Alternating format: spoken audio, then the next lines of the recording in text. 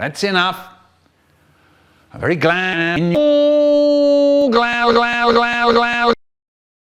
Kaleidoscope. It's said that the great emperor of all emperors called for his wisest and cleverest people and told them to go away for 6 years to invent useful things. Whoever could invent the most useful thing of all would win 3,500 chocolate cakes.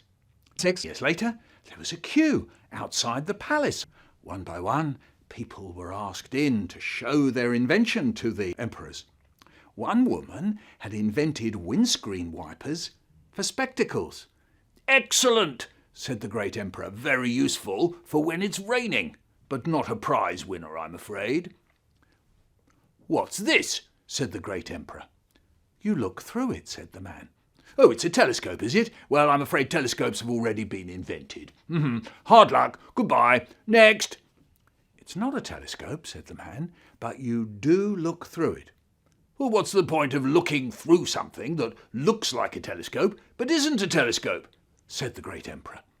And I have to tell you this, sometimes people find themselves saying both ooh and ah. "But what's the use of that?" said the great emperor. "I asked for inventions that are useful, not some stupid little thing that makes you make funny noises.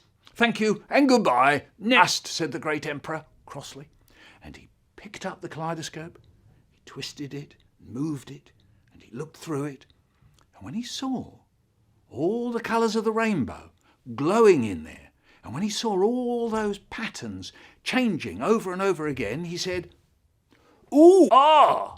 And then as he went on looking through it and changing the patterns, he said, "Yeah, nice, but what's it for? Is it useful?" And the man who had invented the kaleidoscope said, "Well, yes." Well, this never knew who had invented the kaleidoscope said, "Well, if you think about it, it's very useful. People go all over the world to look for things like the Grand Canyon or the Eiffel Tower. Well, that's how the story goes. It may is well, sticks it still. Later, much later, the man won 3,500. Much later, the man won 3,500 chocolate biscuits.